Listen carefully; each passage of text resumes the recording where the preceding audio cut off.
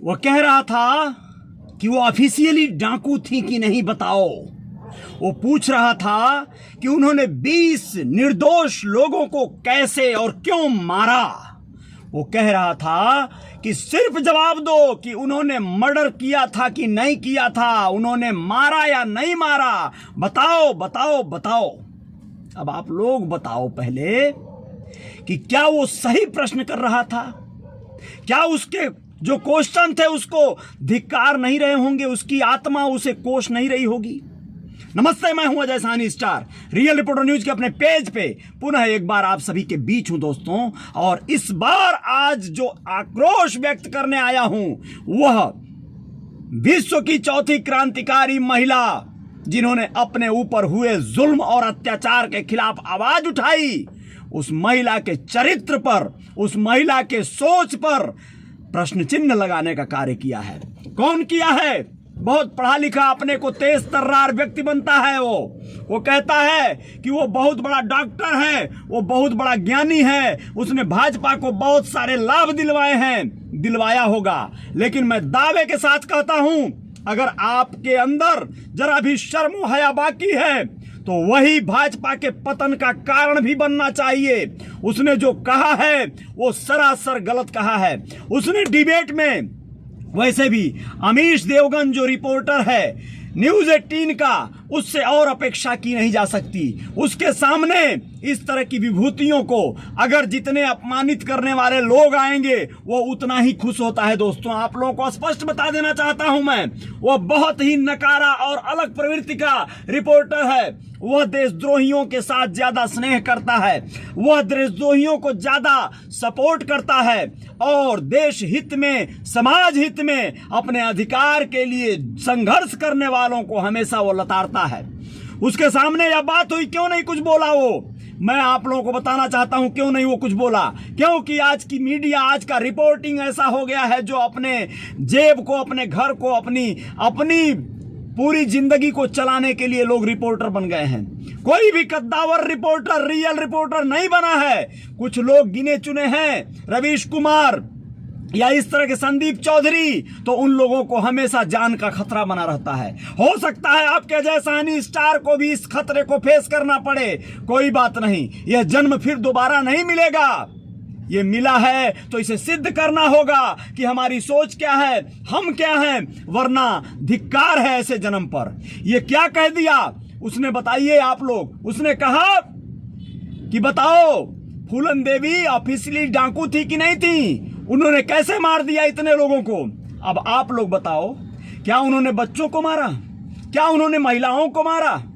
उन्होंने मर्दों को खींचकर 20 लोगों को मारा, ये सत्य है। तो क्यों मारा?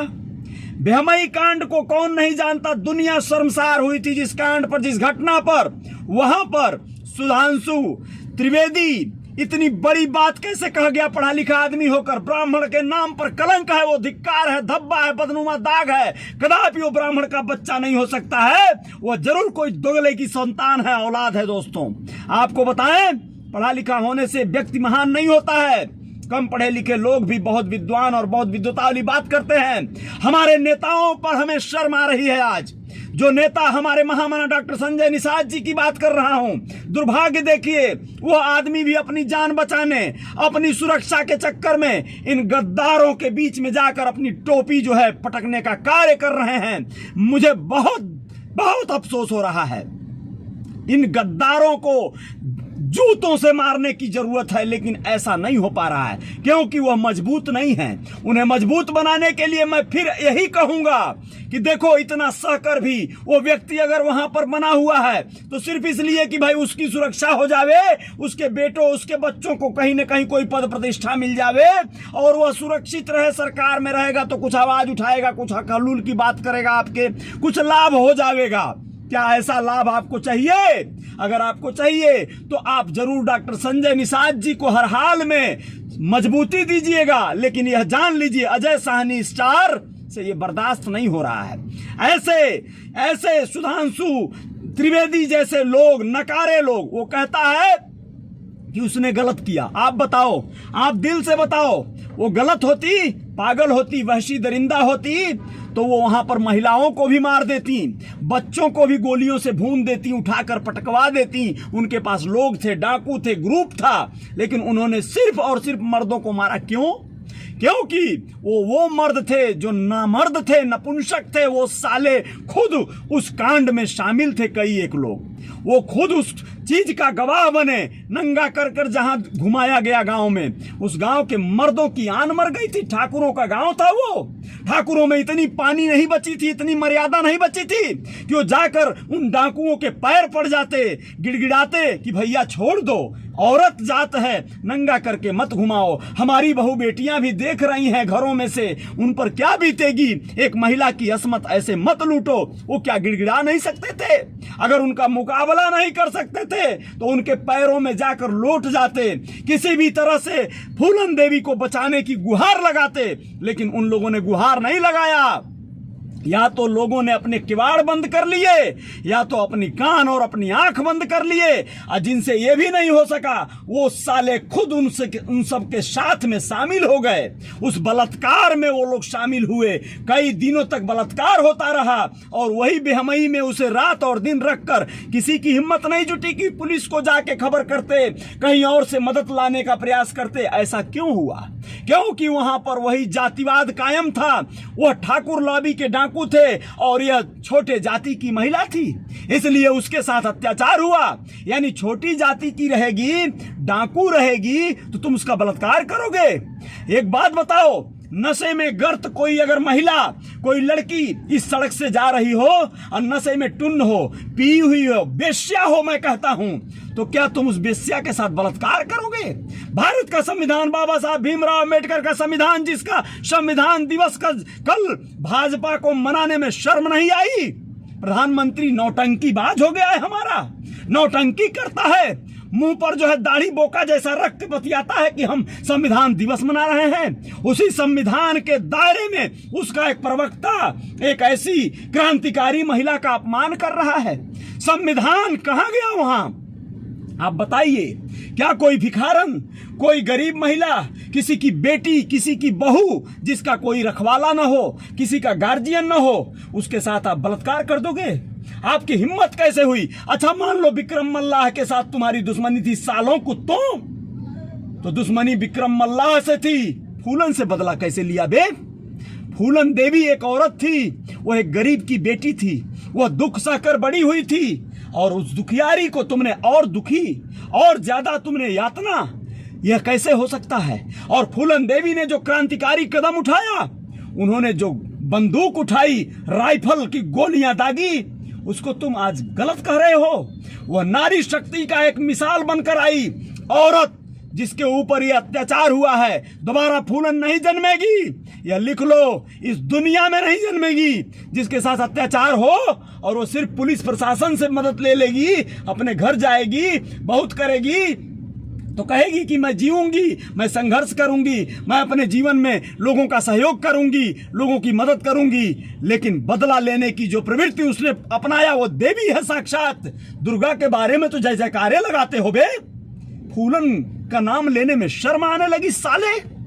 तुम लोगों ने जो किया, मुझे अफसोस हो रहा है कि मेरे मुंह से गाली निकल रही है, मुझे दुख हो रहा है, मुझे बहुत खेद है, मैं ऐसा नहीं हूं। लेकिन वही कहता हूं ना कि मुझे प्रेरित किया जा रहा है, मेरे आक्रोश को कंट्रोल करना मेरे बस में नहीं रह गया है।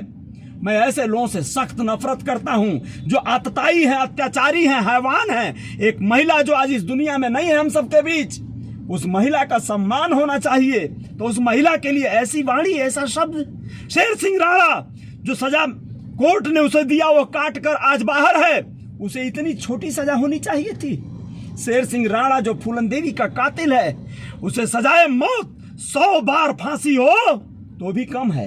एक ऐसी औरत जो नारी शक्ति का मिसाल बनी, जो नारी शक्ति को इतना बड़ा हिम्मत दे गई, एक ऐसी औरत जिसने मिसाल कायम किया कि तुम्हारे साथ अत्याचार हो तो तुम अपनी आवाज कभी दबने मत देना।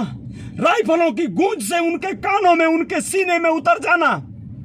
उसको गलत कह रहे हो तुम लोग।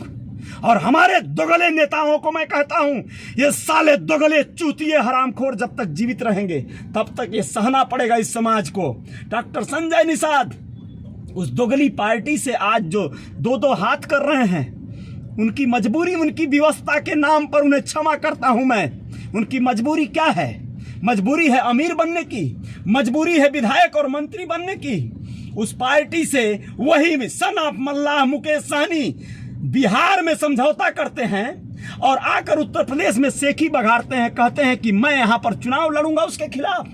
ये सब कुछ नहीं होता है, सब राजनीति है, सब बकवास है, सब ये चुतियापे कर रहे हैं। अपने अपने राजनीतिक रोटियों को सेकने के चक्कर में इन सबों के खिलाफ एक आवाज नहीं उठा रहे हैं सब। बताइए, डॉक्टर संजय निषाद जी को आ जाना चाहिए डंके की चोट पर। सुधांशु त्रिवेदी साले माफी मांगो, माफी मांगो, नाक रगड़कर हाथ जोड़कर, वरना माफ नहीं करेंगे, भाजपा का साथ नहीं देंगे। ये सब धमकी कब देंगे आप? आपको डर लग रहा है? योगी से डर रहे हैं आप, उस योगी से जो खुद डरते डरते वहां तक गया है। बहुत दुर्भाग्य है मेरा, मैं बहुत असहज महसूस कर रहा हूं अपने आप को। मर जाना ठीक है यार, लेकिन इस तरह का अपमान सहना, फूलन देवी को गलत कहने वाले का साथ देना, फूलन देवी को गलत सिद्ध करने वाले के चक्कर में पड़े रहना, ये कतई नहीं होना चाहिए था। इसी बीच देखिए, एक महोदय मुझे फोन कर रहे हैं, उन्हें नहीं पता होगा कि मैं लाइव हूं, या पता होगा तो भी शायद वो कर रहे होंगे, तो बहुत बहुत धन्यवाद है। कोई बात नहीं है, इस आवाज को दबाया नहीं जा सकता है, रोका नहीं जा सकता है। आप लोगों को बताना चाहूंगा कि कतई आप लोग अपने आवाज को बंद मत रखिएगा। आप लोग जो है हर हाल में बने रहिएगा। इस तरह के मुहिम को, इस तरह के लोगों के मुंह को बंद करना आप सबकी जिम्मेदारी है। आप लोग रियल रिपोर्टर न्यूज के मेरे पेज को फॉलो कर लीजिएगा और रियल रिपोर्टर न्यूज स्टार के मेरे इस चैनल को सब्सक्राइब कर लीजिएगा। दोस्तों, आप लोगों से वादा करता हूं, इस तरह के लोग जो आज राजनीतिक रोटियां सेकने के चक्कर में अपने आन बान शान को सब भूल गए हैं, उन सबको मुंह तोड़ जवाब देना होगा, वरना आप सबके बीच आपकी असमत लूटी जाएगी। दिन ब दिन आपकी आबरू को तार तार किया जाएगा, लेकिन आप जवाब नहीं दे पाएंगे। लोग आपको ही गलत ठहरा देंगे। आप बताइए, कैसे वो इतना बड़ा कमीनागिरी कर सकता है? सुधांशु त्रिवेदी को यह बात कहने का अधिकार कैसे मिल गया? उसने कैसे ये तय कर लिया कि फूलन देवी एक क्रिमिनल थी? आपको बताऊं, बात यहां फूलन देवी की नहीं है। एक ब्राह्मण की बेटी भी अगर ऐसा कृत्य की होती तो मैं आप लोगों को स्पष्ट करना चाहता हूं कि यही मैं उसके पक्ष में भी कहता, क्योंकि बेटी बेटी होती है, वो ब्राह्मण की नहीं होती, वो ठाकुर की नहीं होती, वो निषाद और चमार कुर्मी कुहार लोहार बढ़ई की नहीं होती, वो बेटी होती है। बेटी चाहे जिसकी भी हो, बेटी कोई भी हो, उसके साथ आप इस तरह का बर्ताव नहीं कर सकते। आपको किसने अधिकार दिया? संविधान ने आपको ये अथॉरिटी कब दे दिया? तो दोस्तों, आप लोगों को मैं यही कहूंगा कि आप लोगों के जो नेतागण हैं उन पर मैं बाद में आऊंगा। मैं उस विषय पर बाद में आऊंगा कि हमारे नेता द्वय जो इस समय उत्तर प्रदेश के चुनाव में अपने आप को निषादों का मसीहा और निषादों का हितैषी कह रहे हैं, उन लोगों की असली पॉलिटिक्स क्या है, असली पॉलिसी क्या है? दोनों भाजपा के साथ हैं वाया वाया, एक बिहार में एक उत्तर प्रदेश में, लेकिन भाजपा के साथ रहकर खुल के कहो ना, क्यों ये नौटंकी हो रही है? क्यों ये ढोंग हो रहा है? भाजपा हो, कांग्रेस हो, समाजवादी पार्टी हो, बहुजन समाज पार्टी हो, मुझे कोई गुरेज नहीं है। आप जहां आपकी सुरक्षा है, जहां आपका हित है, वहां रहिए, लेकिन आप जो धोखा दे रहे हैं वो धोखा न दीजिए। समाज के हित में कार्य न कर सकें तो कम से कम समाज को आप बरगलाने का कार्य न करें, समाज का स्वाभिमान रखाने के लिए कार्य करें। आप यह आपसे हो पाएगा तो ठीक है, वरना जय जयकार तो जारी रहेगी। बहुत बहुत शुक्रिया, बहुत बहुत धन्यवाद। मैं चाहूंगा आप लोग जान लीजिए, वाकई जमुना निषाद जी इस धरा के, इस पूर्वांचल के सबसे कद्दावर नेता थे। उन्होंने जो कार्य किया है कोई करके दिखाए जरा। माई का लाल किसी में हिम्मत हो तो वो नहीं हो सकता है, और दोबारा जमुना जन्म नहीं लेंगे, दोबारा फूलन जन्म नहीं लेंगी, लेकिन उनका अपमान यह कतई आपको बर्दाश्त नहीं करना होगा। जय जयकार जारी रहेगी। बहुत बहुत शुक्रिया, बहुत बहुत धन्यवाद आप सभी का। आप लोग देख लीजिएगा क्या करना है, फिर हम हाजिर होंगे बहुत जल्द आप सबके बीच। बहुत बहुत धन्यवाद, शुक्रिया। जय हिंद, जय भारत।